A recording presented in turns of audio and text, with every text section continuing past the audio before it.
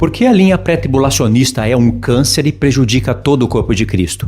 Porque muitos morrerão eternamente por causa dessa heresia abominável pregada por bodes guias que se chamam de pastores. E presta atenção como isso vai ficar muito claro em um capítulo muito claro das Escrituras que os pastores distorcem sem temor algum. Preste atenção nessa leitura e você vai verificar isso. Mateus 24, verso 26. Portanto, se vos disserem, eis que ele está no deserto, não saias, ou ei-lo no interior da casa, não acrediteis, porque assim como o relâmpago sai do oriente e se mostra no ocidente, assim há de ser a vinda do Filho do Homem. Jesus está pregando a sua vinda para a igreja.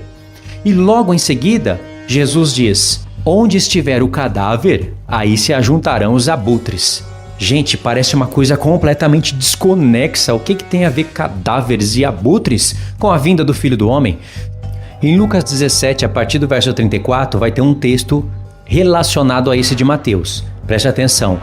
Digo-vos que naquela noite 2 estarão numa cama, um será tomado, o outro deixado. 2 mulheres estarão juntas moendo, uma será tomada, a outra deixada. 2 estarão no campo, um será tomado, outro deixado. E aqui eles interpretam o arrebatamento secreto, assim como na parte do trovão, completamente errado. Só que olha só a grandiosidade desse texto. Verso 37. Então lhe perguntaram, onde será isso, Senhor? Veja que essa pergunta é relacionada ao que Jesus disse, um será tomado, o outro deixado.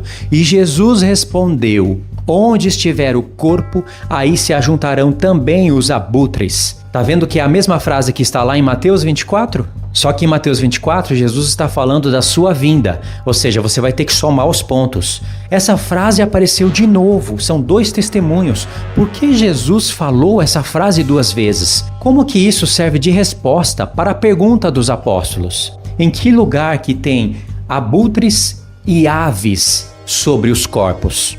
Eu vou mostrar para vocês isso. Apocalipse capítulo 19, verso 17. Então vi um anjo posto em pé no sol e clamou com grande voz, falando a todas as aves que voam pelo meio do céu: vinde, reuni-vos para a grande ceia de Deus, para que comais carnes de reis, carnes de comandantes, carnes de poderosos, carnes de cavalos e seus cavaleiros, carnes de todos, quer livres, quer escravos, tanto pequenos como grandes. Veja que é quase a mesma lista do Apocalipse 13, aqueles que recebem a marca da besta, certo? A marca da besta no tempo da grande tribulação. Verso 19. E vi a besta e os reis da terra com os seus exércitos congregados para a peleja contra aquele que estava montado no cavalo e contra o seu exército. Ou seja, a igreja vai ser arrebatada e vai estar numa peleja, mas é só depois dos 7 anos de grande tribulação. E aqui Deus está chamando as aves em cima dos cadáveres. Isso é a resposta de Jesus, é um código que ele deixou tanto em Mateus como em Lucas, quando Jesus está falando da vinda do Filho do Homem, aonde um será tomado, o outro será deixado. Os discípulos perguntam, quando acontecerá a vinda do Filho do Homem? Quando será isso? E Jesus fala, aonde estiver os cadáveres, aí se ajuntarão os abutres. E para ficar bem claro isso pra gente, Jesus deixou 2 testemunhos, um em Mateus e outro em Lucas. E agora, o que a linha pré-tribulacionista vai inventar dessa vez para contrariar os textos bíblicos? Porque isso foi uma resposta do próprio Senhor Jesus. Ou seja, o Senhor Jesus está dizendo que a igreja estará na grande tribulação. E veja como a palavra de Deus é um grande quebra-cabeça. Essa batalha é a batalha do Armagedon. A igreja vai estar presente, glorificada para essa batalha. Só que essa batalha acontece só depois dos 7 anos, no ressoar da última trombeta. Em 1 Coríntios 15. Versos 51 e 52, Paulo fala de um mistério que acontece na última trombeta, o arrebatamento da igreja. E ele ali fala que o arrebatamento é em um só momento. Por isso que a linha pré-tribulacionista é um câncer. E olha o quebra-cabeça profético. Para os povos da besta estarem reunidos para a batalha contra Cristo e a igreja, tem que passar os 7 anos da grande tribulação. São os 1260 dias do profeta Daniel. Aí depois tem os 1290 e 1335. São 75 dias para Jesus e a igreja derrotar a besta e o falso profeta, aprisionar, julgar, dar o galardão para os seus servos e inaugurar o reino no 1335, que é a profecia de Daniel.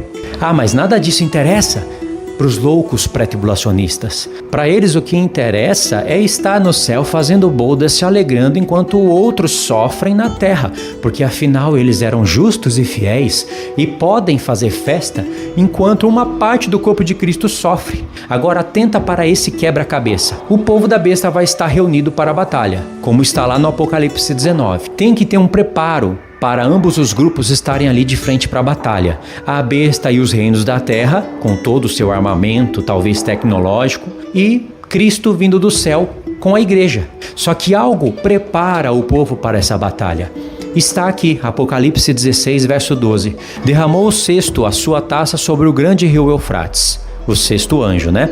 Cujas águas se secaram, para que se preparasse o caminho dos reis que vem do lado do nascente do sol. Então vi sair da boca do dragão, da boca da besta e da boca do falso profeta 3 espíritos imundos, semelhante a rãs. Porque eles são espíritos de demônios, operadores de sinais, e se dirigem aos reis do mundo inteiro com o fim de ajuntá-los para a peleja do grande dia do Deus poderoso.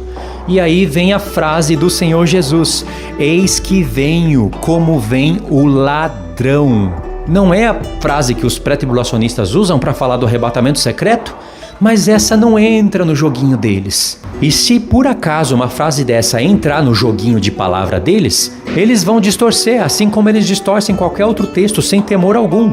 Mas o próprio Senhor Jesus está dizendo que a sexta taça foi derramada e ele ainda não veio. Senão o Senhor Jesus não seria louco de falar: eis que venho, como vem o ladrão. Bem-aventurado aquele que vigia e guarda suas vestes para que não ande nu e não veja a sua vergonha. O que vai acontecer aqui é o que está em Apocalipse 19.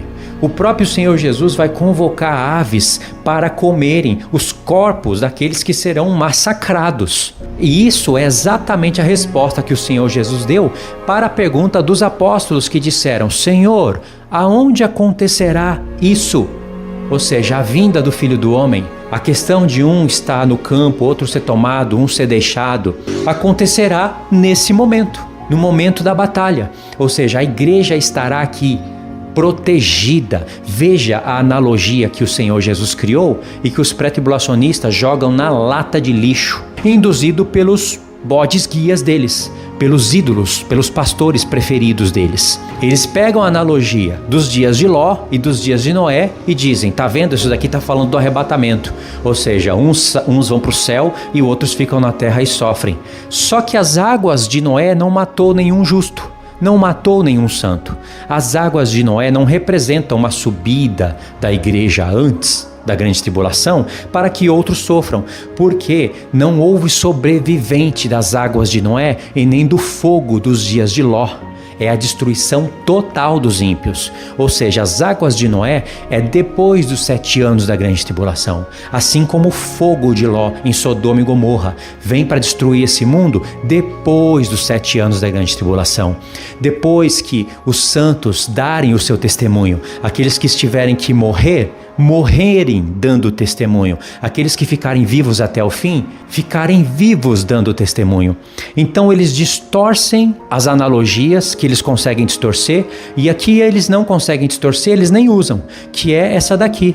Veja que as 7 taças da ira de Deus, elas são bem parecidas com as pragas do Egito. A única coisa que não é semelhante é o número, porque no Egito foram 10 pragas e no livro do Apocalipse são 7 taças, mas as pragas são semelhantes. E por isso que em Apocalipse 12 você vai ter ali um cenário onde tem um dragão que solta um rio da sua boca, que é semelhante a Faraó, que foi chamado de dragão do mar em Ezequiel 31 e 32. O rio que o dragão solta da sua boca é semelhante àquele exército que Faraó mandou atrás de Moisés, de Arão e de todo Israel. E qual é a analogia? A analogia é que se Deus Todo-Poderoso protegeu Israel lá no tempo do Egito, na terra de Gósen, sem precisar levar ninguém para o céu, o Senhor tem o mesmo poder para proteger muitos do seu povo aqui na terra, sem derramar taças da ira em cima deles, sem deixar eles morrerem. Ou seja, a igreja vai ser arrebatada na 7ª taça, ali no finalzinho da 6ª, quando derramar a sétima taça, a igreja arrebatada. Testemunho do qual o Senhor Jesus deu aqui, que a sexta taça foi derramada e ele ainda não veio, e manda o povo dele vigiar. É uma resposta que ele deu para os apóstolos em relação à vinda do Filho do Homem. A sétima taça vai se alinhar com a sétima trombeta do arrebatamento, que está tanto em Apocalipse capítulo 11 a partir do verso 15, como lá em 1 Coríntios 15 a partir do verso 50. Você quer coisa mais simétrica do que isso? Logo, essa linha pré-tribulacionista é um câncer. Não pense você que ficando de mãos dadas com essa linha, você terá paz com Deus. Você não terá paz. Depois de um certo tempo que o Senhor Jesus vir que você resistiu à verdade até o fim, você vai fazer parte do grupo das virgens nécias. E é por isso que azeite vai ser negado para você.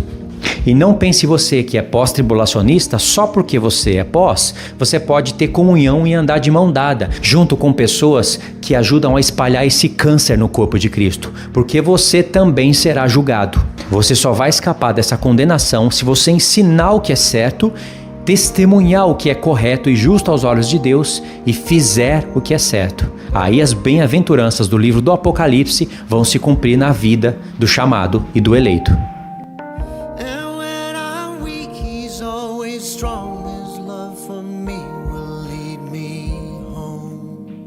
Lead me home to the Father.